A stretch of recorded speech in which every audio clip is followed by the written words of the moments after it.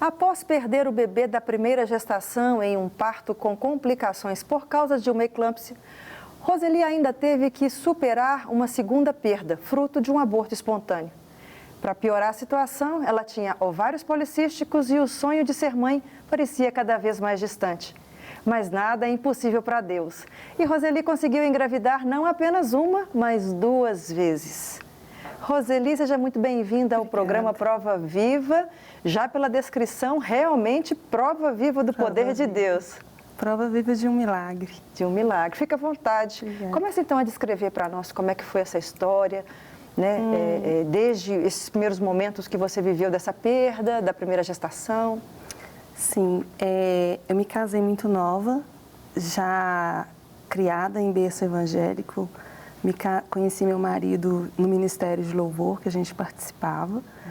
E com pouco tempo de casada, eu fiquei grávida, uma gravidez saudável, sem nenhum sintoma.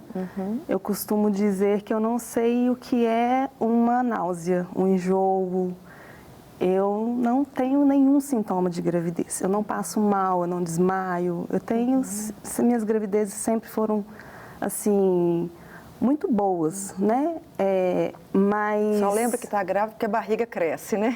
Sim, verdade. E assim, tudo normal. E, se não me engano, com 32 semanas, eu comecei a sentir contração. E eu fazia o pré-natal no hospital próximo, mas assim, uns 5 minutos de carro da minha casa. E minha médica chegaria no plantão 7 da manhã. E aí, 5 da manhã, eu já não consegui mais segurar, eu estava com muita dor. E eu chamei meu marido e a gente foi para o hospital.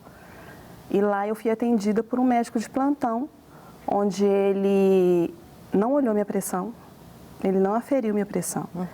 Ele fez o exame normal, habitual, e ele ainda me falou assim, pede a Deus para o seu colo não abrir, porque aqui não tem UTI neonatal. E me mandou para casa. Só que da minha casa, da rua até a minha casa, são muitos lances de escada. Eu considero como se eu estivesse no 4º andar. Então, quando eu entrei na minha casa, eu comecei a sangrar. E eu moro bem próximo de um outro hospital. Então, eu não vou voltar para outro hospital, eu vou para perto da minha casa. Foi uma urgência, eu fui atendida prontamente, eu louvo a Deus pela vida dos médicos. Eu até, depois disso, eu recebi realmente profecias que me disseram que era realmente para a minha morte, mas Deus guardou a minha vida. Eu fui atendida rápido, foi uma cesárea de urgência. Só que quando eu acordei, a enfermeira me falou que minha filha tinha falecido no parto. Ela não tinha sobrevivido porque ela enrolou o cordão pelo sofrimento fetal. Ela enrolou 5 vezes e ela perdeu o oxigênio.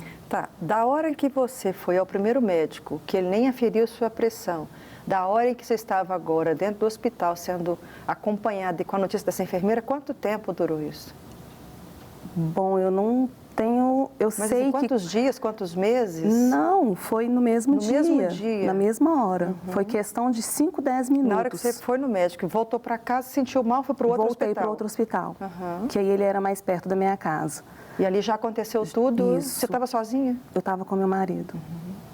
E ela tinha perdido o oxigênio no cérebro e fiz um escândalo, né? Eu acho que, não sei se todas as mulheres fariam, mas eu fiz um escândalo. São 32 semanas de gestação, 8 meses. E eu só fiz o enxoval depois que eu descobri o sexo. Eu tinha certeza de que era uma menina.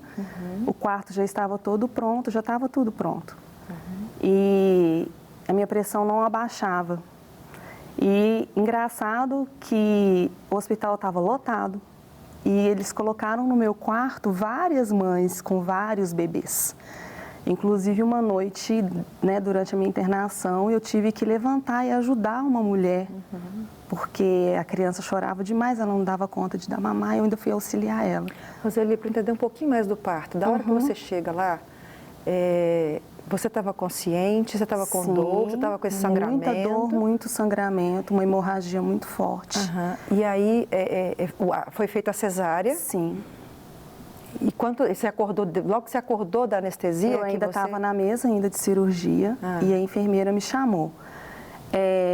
Tem um detalhe também que eu gosto de contar, né, salientar, é porque quando me deram a anestesia na coluna e o médico falou comigo assim, olha, você não vai sentir a dor, mas você vai sentir toque. E eu ainda estava sentindo dor. E eu falei com ele, a anestesia não pegou. Ele falou assim, não, pegou sim, é porque você está nervosa. Você quer ver? Eu vou só te marcar. E ele não me marcou, ele já estava me cortando. E eu gritei demais. Eu falei assim, eu ainda sinto muita dor, tá doendo. E eu gritei. E nesse grito eles me deram uma anestesia geral, por isso que eu não vi o parto. Entendi. E aí quando eu acordei, eu não quis ver a neném. Eu tenho uma coisa para mim, assim, eu creio que os olhos são a janela da alma. E se eu tivesse visto ela, talvez eu não teria recebido cura. Entendi. Ou talvez o meu processo de cura teria sido mais difícil. E eu não quis ver. Menina, em poucas horas você sai de uma futura mãe, com 32 semanas, com um sangramento, vai para um hospital, erram na anestesia ou tem algum problema na anestesia que não pega, você não acompanha seu parto, sua filha nasce, quando você acorda ela está morta. Sim. Em poucas horas. Foi questão de horas. Porque de um dia para o outro, né? Eu lembro que eu guardo o horário da primeira consulta, umas 5 horas da manhã. E daí para frente eu já não tenho mais essa memória de horário, de tempo. Foi aí que você falou que fez o escândalo, então, na hora que você soube a notícia que a sua filha tinha nascido, com um cordão no pescoço e que havia morrido. E eles tentando me acalmar, mas eu não conseguia ficar calma, eu gritava muito, eu queria muito ver minha mãe. Minha mãe ainda não tinha chegado no hospital e minha pressão já estava assim, 20, 21 e foi muito difícil. Então foi por causa da sua pressão também que teve alteração no parto, né? Que Sim, a pressão, mas não tinha sinal nenhum. Entendi. O médico que me atendeu, quando ele foi me visitar no quarto, ele ainda falou comigo assim, fica calma. Na verdade, foi a única palavra de vida que eu recebi foi desse médico. Ele falou assim, fica calma, você é muito nova, você pode ser mãe. E aí ele me falou que pelo sofrimento fetal, o cordão ter enrolado, ela poderia ter ficado uma criança especial, porque ela ficou sem oxigênio por 5 minutos. Então ele falou assim, com quase toda certeza do mundo eu posso te falar que sua filha ia ficar deficiente ou vegetativa. E isso me trouxe paz. Então ele falou assim, você pode agora ser mãe daqui a um tempo, você vai cuidar da sua saúde e você pode ser mãe de novo. E a sua família e o seu marido nessa hora? Já estavam comigo no quarto, minha mãe já tinha chegado, mas a minha pressão não abaixava pela situação de estar com o quarto cheio de criança. Foi onde eu falei com o médico para ele me deixar para casa. E ele não queria, né? Minha pressão ainda estava muito alta, ela era muito nova.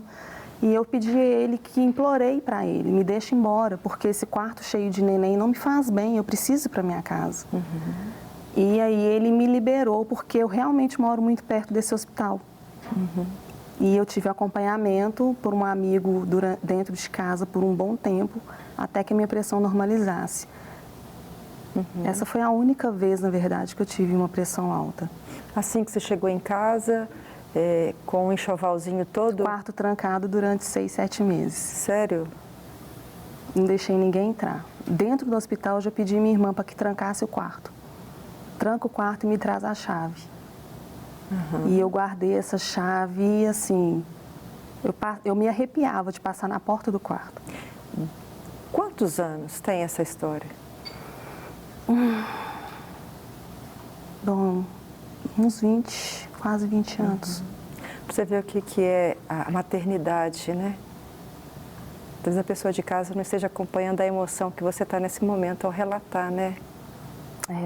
E é assim, eu sei que Deus já te curou, já te trouxe outras filhas, mas existem alguns momentos da gente que são tão intensos que ele chega a ser impossível, assim, de Sim, abafá-los todos, não, né? E falar, né? Não que doa, mas traz à tona muito sentimento forte, porque realmente foi muito forte. E Seus familiares concordaram dessa coisa de deixar o quarto trancado? Sempre. Porque não se incomodaram com a sua opinião? não, sempre eu tive o apoio deles. Todo mundo sempre respeitou muito a minha dor, o meu tempo. Como é que você fez para elaborar esse luto? Deus. Eu não tenho outro amparo, outra segurança. E eu sempre falava com Deus, Senhor, o dia que o Senhor me curar, eu sei que o Senhor vai me fazer mãe. Eu sei que esse dia vai chegar. Mas eu sabia que primeiro eu precisava de cura, porque eu ia passar pela gravidez de novo. Sim. E não são poucos meses, não é um dia. Então eu tinha que lidar com essa, né, com essa coisa na cabeça, eu tinha que receber realmente a cura. Até com a possibilidade de poder sofrer de novo uma situação Sim. da pressão alta, de ter todo esse agravamento. Porque daí para frente, todas as palavras que eu recebia de todos os médicos era essa, que eu iria morrer no próximo parto. Sério? Que eu não poderia mais engravidar, porque a pré-eclâmpsia poderia acontecer de novo, poderia morrer eu e mais um neném. E uma vez uma médica me falou assim, não sei por que você quer engravidar, vai estudar, por que você quer ser mãe? Nem todo mundo no mundo precisa ser mãe. Sim, nem todo mundo precisa, mas quem quer ser pode ser, né? Deixa a pessoa ser se ela quiser, né? Só deixa Deus falar que não é para ser, se ele não quiser dar a vida, né? Verdade. Seu marido elaborou o luto demorado tanto quanto você? Eu digo demorado, me perdoe, a palavra não pode ser essa, porque o luto é de cada um e cada um elabora do jeito que dá. Mas, porque é muito sofrimento, né? Você fala 8 meses com o quarto trancado, é muito sofrimento. Talvez para ele foi mais difícil. Sério? Porque eu vejo assim, a mulher, ela já sente a criança dentro dela. E o pai, ele cria expectativa de ver, né, do nascimento. Ele também não quis ver a bebê? Eu creio que ele não viu. Você não perguntou? Não, eu pedi para ele não ver. Ah, entendi. Mas aí eu não tenho a certeza de que ele não viu. Eu creio que ele não viu. Eu pedi para ele para não ver. Porque eu acho que, é igual eu tô te falando, a gente ia guardar aquela memória do feto para o resto da vida. Isso talvez atrapalharia assim, o que Deus teria para fazer para frente. Roseli, continua então, desse momento aí, de toda essa perda que você teve no início, mas ainda não parou, ainda não, né? Ainda tiveram outras experiências com Deus também. Sim, verdade. Eu lembro de um dia, sozinha em casa, eu tive coragem de abrir esse quarto e eu coloquei o enxoval todo em cima da cama e de joelhos eu falei com o Senhor, eu não vou abrir mão, eu não vou tirar nada que está aqui. Eu tirei realmente o que tinha validade, mas eu falei com Deus, não vou tirar nada que está aqui. Eu vou gerar, o Senhor vai cumprir, porque o Senhor é Deus, o Senhor é Pai, mas isso vai ficar guardado aqui para sempre. E isso foi feito, eu deixei tudo guardado, eu não mexi mais no quarto, eu entrava depois para limpar, para tirar poeira, mas, se não me engano, um ano e meio depois, eu estava trabalhando e comecei a sentir muitas dores. Eu tive um aborto espontâneo. Eu cheguei em casa com muita dor, aí eu comecei a ter um sangramento muito forte, já achei tudo muito estranho. E eu fui de novo para o hospital e a médica que me atendeu, não sei se pelo cansaço, final de plantão, mas ela me atendeu e falou assim, ó, a gente vai fazer uma curetagem, a gente precisa limpar o seu útero e não adianta você chorar mais. O que tinha para ser feito já foi feito. E, sinceramente, foi muito forte. O próximo médico que passou por mim, eu segurei ele pelo braço e falei, não deixa essa mulher chegar perto de mim. Não deixa, ela está insinuando que eu abortei. Eu não quero que ela cuide de mim. Ele, não preocupa, ela está saindo do plantão, quem vai cuidar de você sou eu. E eu ainda tive esse outro processo de perder um neném sem saber que estava grávida. E eu tive, por ter o ovário policístico, eu tive sempre assim, um ciclo bem irregular. Por isso que eu não suspeitei dessa gravidez. E foi muito difícil, mais uma dor, mais uma perda. Você sempre teve fé em Jesus Cristo? Sempre criada no Evangelho. Então, assim, buscar nele essa força também era algo comum era a minha única solução. Eu não tinha a quem recorrer. Eu não tinha a quem recorrer. Médico me tirou minhas esperanças. E como eu sempre servi, eu sempre criei no Senhor, eu não tinha a quem recorrer. Ele sempre foi minha segurança. E uma frase que eu lembro que eu falei dentro do hospital, eu falei com Deus: Senhor, posso até não ser mãe, mas eu sempre vou ser sua. Na eternidade, para sempre. O Senhor me escolheu primeiro. O Senhor escolheu me amar primeiro. Que lindo! E isso me faz ser sua para sempre. Amém. E eu lembro do versículo, eu não sei a passagem, mas que fala, a gente pode tentar esconder do Senhor na profundeza do mar. E ali mesmo Ele ainda vai achar a gente. Sim. Então eu falei com Deus: não adianta, Senhor, eu não vou tentar me esconder. Eu sei que o Senhor não rejeita aqueles que chegam até o Senhor. Então, sou sua. E aí, de novo, então, esse processo da primeira perda e da segunda perda, foi no Senhor que você resolveu o luto? No Senhor. Muitas orações silenciosas, muitas lágrimas escondidas. A minha mãe sempre com aquela preocupação, acho que ela morria de medo de uma depressão, alguma coisa parecida, mas sempre me agarrei aos pés do Senhor. Amém. Mas a história ainda não parou por aí, né? Tinha mais coisa para acontecer. Sim. Passado um tempo já, não desisti do sonho, mas tranquila, esperando no Senhor, meu ciclo some. E eu muito inchada, e eu fui fazer os exames. Toda semana eu fazia um exame de sangue. Indeterminado, negativo. Indeterminado, negativo. E por conta própria, eu marquei um exame, um ultrassom. Esse dado parece irrelevante, mas para mim não é. Você fazia exame de sangue toda semana desde quando? Desde o aborto espontâneo? Não. Quando você começou a suspeitar que estava grávida? Desde esse inchaço. Do inchaço, O ciclo sumiu e eu muito inchada. Entendi. E eu sempre tive uma TPM muito forte. Entendi agora. Então eu queria, assim, eu me apegava à esperança. Agora sim, eu tô grávida. E não tô. E nada, meu ciclo não descia. E quando eu fiz essa ultrassom, o médico me mostrou na tela, ele falou assim: olha aqui, seu útero está guardando sangue. Você não está grávida. Isso para mim foi, devastador, porque aí sim eu tinha certeza. Então, já que eu não estou grávida, eu estou doente. E eu só sabia chorar, só chorar.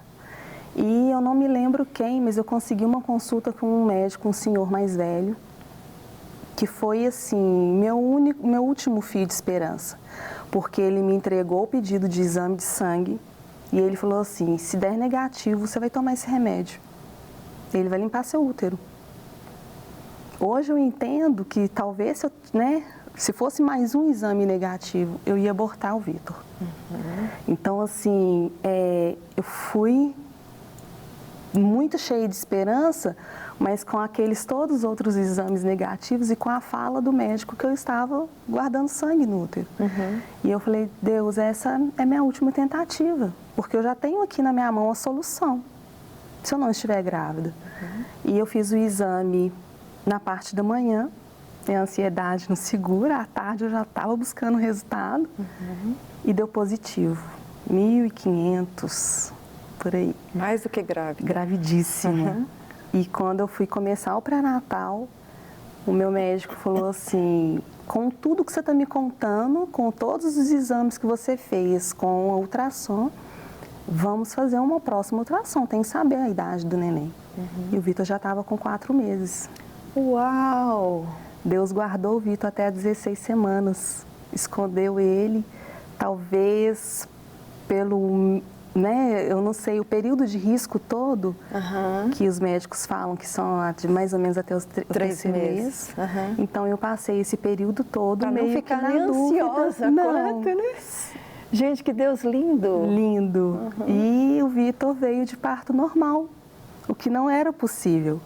porque eu não podia ter parto normal. De quanto tempo o primeiro aborto? Uns 5 anos. 5 anos, ok. Eu não podia ter parto normal. E eu lembro que quando eu cheguei no hospital, eu tenho uma, chama-se bolsa rota. Eu perco líquido sem romper bolsa. E aí a médica me colocou no soro para indução para um parto normal. E quando a médica, essa foi a residente, quando a médica viu o meu prontuário, ela mandou tirar o soro, ela gritava: vocês vão matar essa menina, ela não pode ter parto normal. Mas a única coisa que eu pedi ao Senhor foi que eu não tivesse outra cesárea. E eu falo para todo mundo, Deus, além de ser fiel, Ele é um Deus de detalhes. Ele cuida dos detalhes.